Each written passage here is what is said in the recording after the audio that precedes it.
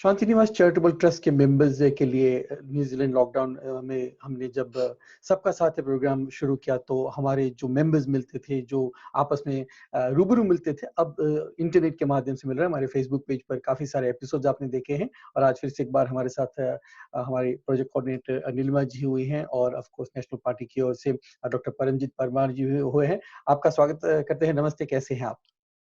नमस्ते हेमंत और नमस्ते नीलिमा जी और सबका साथ प्रोग्राम में आपके जितने भी व्यूअर्स हैं, जितने भी सीनियर्स हैं, आप सबको भी नमस्ते और ग्रीटिंग्स और उम्मीद करती हूँ कि इस ठंड के मौसम में अपने आप को सबने बचा कर रखा हुआ है। Yes. Welcome ji, welcome to our show. हाँ। Paramjit ji, we are very happy to have you on our show.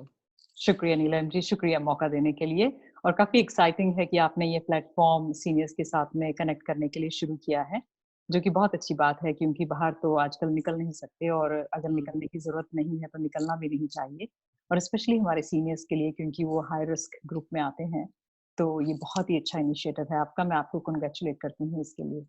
Thank you so much. Paramjit ji, थोड़ा बताइए आपने आपके बबल में क्या किया लॉकडाउन के दौरान? Because I know everybody was stuck in the houses, but most of them were doing a lot of work from home as well, and I'm sure you're also very busy. So do you want to share with our seniors आपका ये lockdown कैसा गुजरा? जी, नीलिमा जी सबको बताना चाहूँगी कि lockdown के दौरान काम चल रहा था, पार्लियामेंट नहीं बैठ रही थी, लेकिन उसके बावजूद हमारी जो सेलेक्ट कमिटीज़ हैं वो बैकग्राउंड में चल रही थी और ज़ूम के ज़रिए ही जैसे आप अभी सबके साथ मिल रहे हो ऑनलाइन टेक्नोलॉजी यूज़ करके, वैसे ही हमारी जो सेलेक्ट कमिटीज़ हैं वो चल रही थी।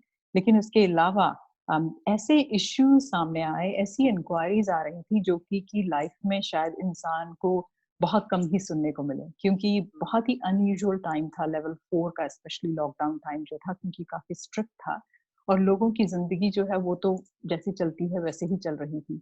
तो जो समस्याएँ मैंने कभी नहीं सुनी थी, उस तरह की समस्याएँ और इंक्वायरीज़ जो है मेरे ऑफ़िस में आ रही थी और मैं बहुत बिज़ी थी। जितना पहले बिज़ी थी उससे कहीं ज़्यादा बिज़ी थी उन सब इंक्वायरीज़ को रिस्पॉन्ड करने के लिए, उन प्रॉब्लम्स को सॉल्व करने के लिए।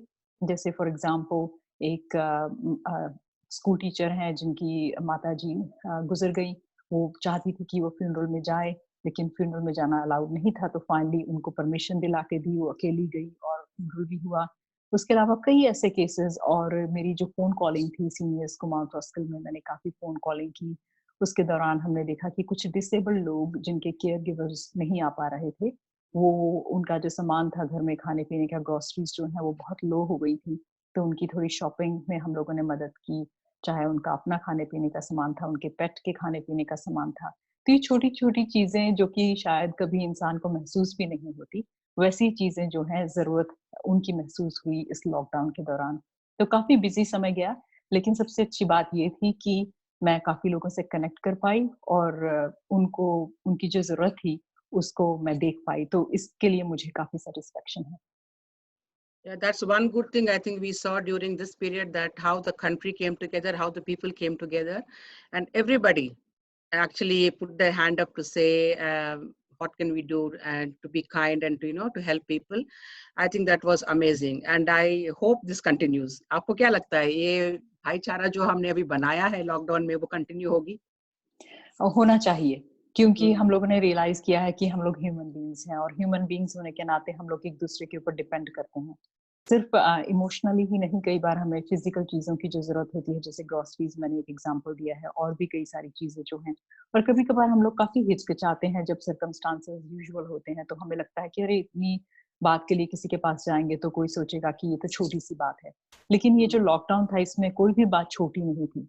तो यही हमें सोचना चाहिए कि अगर किसी की कोई भी ज़रूरत है, उसको वो कभी भी छोटी ना समझे और अगर वो स्टक है उसको लेकर के, जैसे आपकी ऑर्गेनाइज़ेशन है, आप हैं, कम्युनिटी में हैं, मैं हूँ या कोई भी उनकी लोकेलिटी में जो भी कम्युनिटी ऑर्गेनाइज़ेशन है या जो भी उनका लोकल एमपी है, उसको ज़रूर फ़ोन करें क्योंकि कोई ना कोई रास्ता जो है उस समस्या का ज़रूर होता है और शायद आपको वो रास्ता नहीं दिख रहा है, जो दूसरा व्यक्ति जब आप उससे बात करेंगे, वो आपके लिए रास्ता हो सकता है ढूँढ दे अगर नहीं भी है।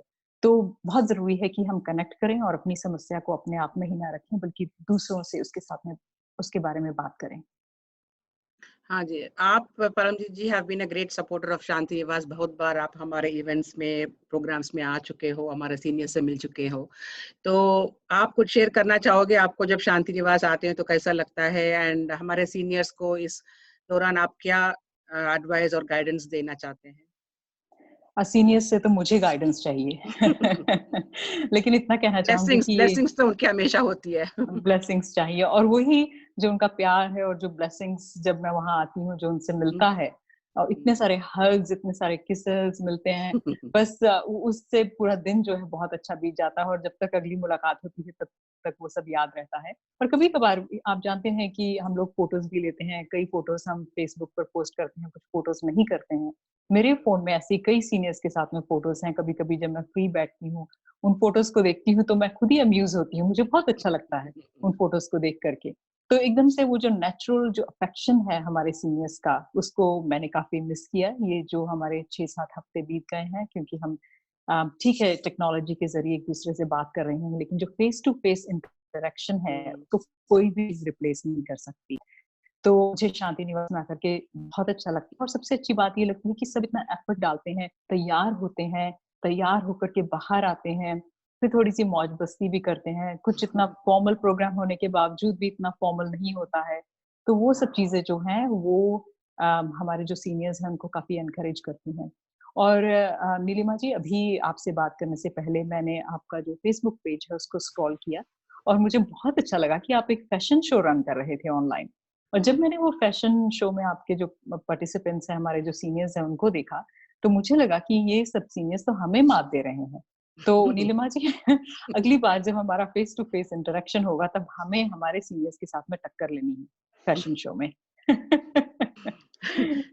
ज़रूर, बहुत अभी हमारा फैशन शो में about 50 people participated in various categories, and they had a chance to participate with their families as well this time. Because everybody was in the lockdown, so families के साथ, grandchildren के साथ भी participate किया, which was very heartwarming for us to see. And now we are running a lockdown chef competition. Brilliant, lockdown chef competition. तो हाँ जी, उससे भी काफी कुछ लर्न करने को मिलेगा। हाँ जी, we are having 5 categories उसमें, and the first category is salad competition, and you will not believe we have already got 30 entries. मुझे समझ भी नहीं आया कि इतना बार salads बना सकते हैं। चलिए, that's good for us to learn more recipes. और मैं लेकिन सोच इसके रहा साथ था, साथ सॉरी, मैं बताने वाला था कि इन दोनों में, जैसे आपने कहा कि हम फैशन में उनको टक्कर देने वाले हैं, बट फैशन में और खाने में, दोनों में हम तीनों हार सकते हैं, क्योंकि वो अच्छा खाना तो बनाते हैं, अच्छे कपड़े भी पहनते हैं, तो बहुत ही अच्छी लेकिन बात है। एक लेकिन सवाल ये, बड़ों के साथ हारने में कोई हर्ज नहीं होता, क्योंकि वो फिर भी बच्चों को ही जिता देंगे। आई नो इतना, बट वही वही है ना कि ये दौर ही ऐसा था कि कुछ न कुछ हमको अलग करना था, और कुछ लोग घर पे बैठ के शायद बस दिन भर टीवी देखते रहे या सोते रहे, लेकिन एक्टिव रहना बहुत जरूरी था। मेरे एक निजी सवाल आपके लिए ये था कि जब आप न्यूजीलैंड, हम सब माइग्रेंट ही है, आप भी माइग्रेंट थे, तो यहाँ पे आने के बाद आपने रेडियो पर भी काम किया, और ऑफ कोर्स पॉलिटिक्स से आप जुड़े, तो क्या ये लोगों के साथ कनेक्शन आपका ऐसा था इंडिया में भी, या आप ऐसे सोच रहे थे कि ऐसा आप कुछ करेंगे कि मीडिया में से फिर पॉलिटिक्स में जाएंगे, या ये अपने आप ही हो गया? अहमद, बहुत अच्छा सवाल पूछा आपने। जब मैं छोटी थी तो मुझे सब दुनिया में जितनी बीमारियां हैं उनको दूर करना था। हम्म, जब मैं छोटी थी तो मैं किसी को बीमार होते सुनती थी, और या फिर कुछ हो जाता था, किसी के परिवार में अनहोनी हो जाती थी, तो मुझे बहुत दुख लगता था।